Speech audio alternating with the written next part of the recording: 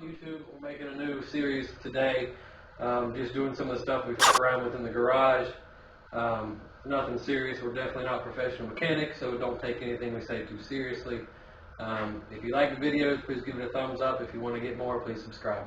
Alright, well, today's project is my car has been overboosting. I was told I have a 5 psi spring in there. It seems like I have 12 because it's hitting 12 when I do full throttle runs. So I'm going to pull out the turbo, pull off the manifold, probably do some polishing on the inside, and then of course change my wastegate spring. Hopefully that should solve it. I've already pre-ordered the new spring that I know is a 5 psi, so we'll see in a little bit how that goes. Alright, so first off, of course, we have to take out the charge pipe. I'll have to take off the charge pipe, take off the oil lines, do everything I can from up top, and then we'll disconnect the battery terminal, jack it up, take off the wheels. Alright, we're going to show you a little bit of the step-by-step procedure. We won't go too much into detail, but I know I like it when I see, just different, how the different things are done and any tips and tricks that, I've learned along the way. I know when I watch other YouTube videos, I enjoy being able to see a lot of the process and not just like the end result, like, here's it when I started and now it's done. Ta-da! So I got my beautiful assistant, Douglas, over here with his beautiful hands taking off the charge pipe.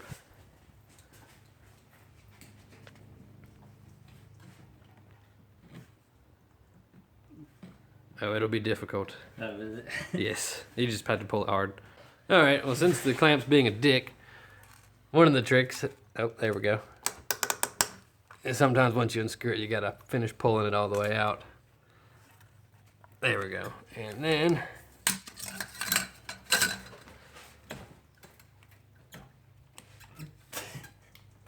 look at that. So now we're taking off the bottom one, seeing as the top one won't come off. And then we'll be removing the pod filter next, because pod filters are mandatory for any import vehicle. If you don't have one, you have zero street cred. And he's smacking my car. Don't worry, they're love taps.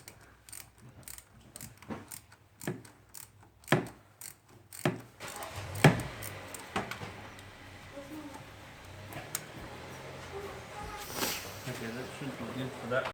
And apparently we have to remove the bumper as well, because, there we go. The charge pipe will not come all the way out and get out of the way unless we remove the bumper. The other coupling is further down in the, I guess, front fender over there. So in order to get to it, we gotta take off the front bumper. So that's the part we'll be working on next. Okay, so after 20 minutes and figuring out that clips from China suck, and you have to bash them in,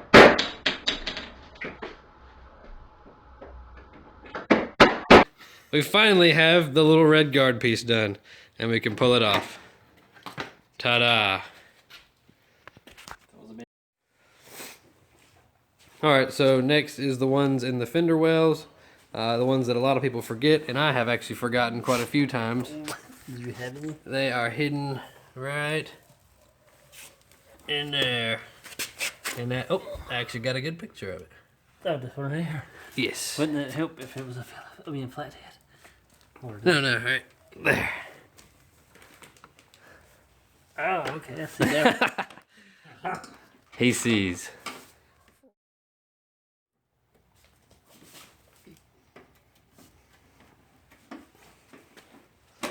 I think I pulled mine out. Yes, many people just snatch them out.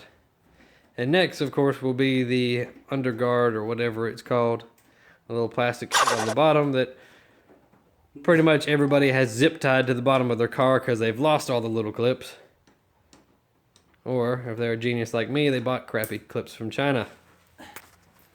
And then we got one on the other side as well. Alright, so the next part is where I have to crawl up under the car and get the plastic undercarriage, underguard, whatever you want to call it. Let's see if I can, oh, yep, that crap down there. There's usually a couple clips right around there where you see the ones that are missing, but mine is zip tied. Alright, now we're taking off the front bumper. Generally it's a good idea to have two people You kind of pull out to the side, and then you pull the whole thing forward. If you got a nice pretty paint job, put something up under there like cardboard so you don't smash your bumper or smash your lip. I have freaking plastic dip on my car, so I don't give a crap. Oh, forgot one zip tie, of course. I got the one over here.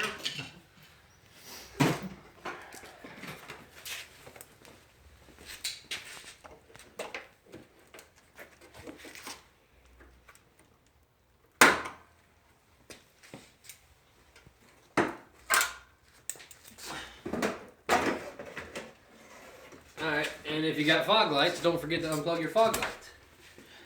Or you can just snatch them out and break everything in the process. It's up to you. Whichever one you Your car. Do what you want to do. I'm not going to tell you how to live your life. like this one. Yeah, we'll just set it right around the other. There we go. Alright, so now we're removing the lower clamp. It connects to the, what is it? I guess that's the hot side of the charge pipe. So that we can pull that whole thing and get it out of the way.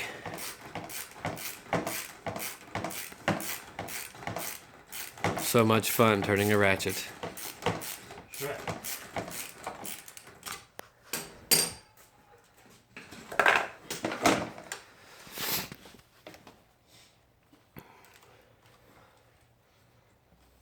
So much fun watching Doug struggle. Okay, I'll pull it. Oh yeah. Oh, just like that. That was beautiful. Yeah. And of course we'll set that to the side and we'll install it later. And then now we're going to take off the pod filter and then also take off the vacuum signal for the wastegate, which appears to be so tight I can almost get it off with my fingers.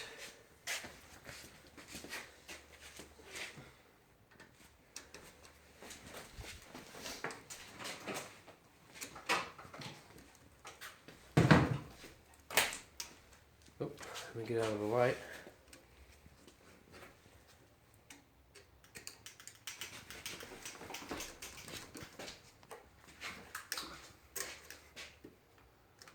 Okay. Now we'll just slide this whole thing off. Yeah, you kind of have to watch out for the fuel pressure regulator. Just kind of pull it out. It should wiggle its way out of there.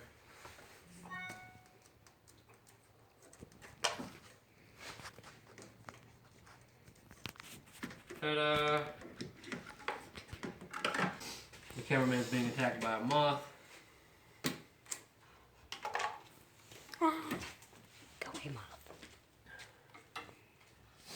Alright, so next we got to remove the oil line. That'll be fun because I'm not sure how much oil is going to now pour everywhere. I believe that is the next step. And then we're going to unbolt the turbo from the dump pipe, or downpipe, sorry. And then I guess we'll jack it up, take off the wheels. Alright, now I'm going to remove the oil feed line, comes from the top. Let me get some gloves. So many gloves, everybody gloves. Gloves for me, gloves for you, gloves for this guy. Gloves for William, gloves for Douglas. Free prostate exams. Alright, now I lost my tool. Ha.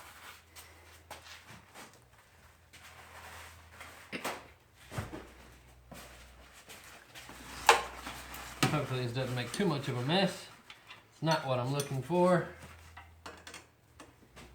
I'd rather not have an additional smell of burnt oil on my car. It does that good enough. As you can see, my oil feed line was super tight. Not really. William, I'll look under and see if it goes down.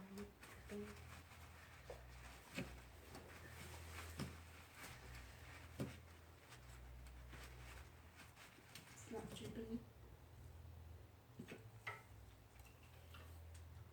Beautiful. Now I'm just hoping my turbo's been getting oil. I guess it would have blown up by now if it hadn't.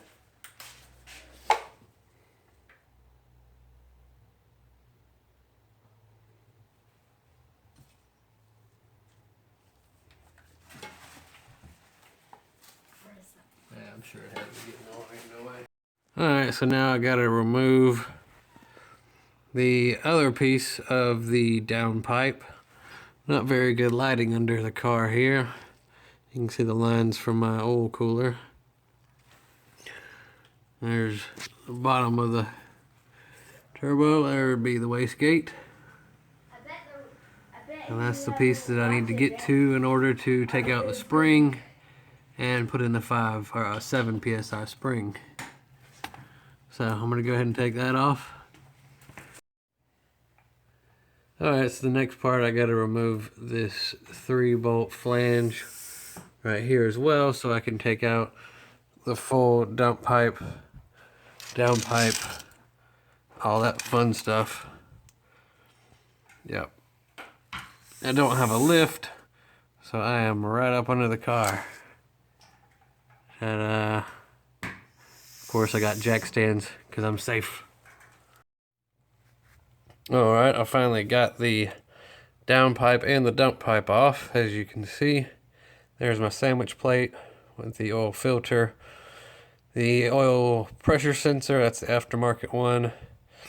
And that's the oil feed for the turbo.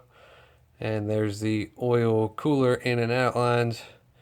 That's the wastegate. And there's my vacuum source. Of course, this part that I left out as well was, here's my oxygen sensor. I had to remove that too. So next I will be removing the wastegate, and then I will be removing the turbo return line, oil return line as well. I won't be disconnecting the flange here. I will be disconnecting this instead. Alright, so the wastegate's removed. That was a pain in the ass. The oil return line is removed. That wasn't too bad. As you can see, there's a little bit of black stuff, sorry, right there, right there and there. That kind of shows that this manifold was not all the way either tightened down or is not sitting very well on the block. I've messed with this bolt a little bit, and it does not seem to be very tight. So that may be the cause of it. I'm hoping so, because you don't see any of that black stuff, any of that soot on the top of the manifold. But anyway, so the next step, I will be removing this bolt. Probably I will get to that bolt and the one over here from the top. I'm thinking that would be the better access angle. I'll be back in a minute. Thank you for watching our stupid video. If you liked it, please give it a thumbs up. I'm working on editing video 2 and getting that out, so please subscribe.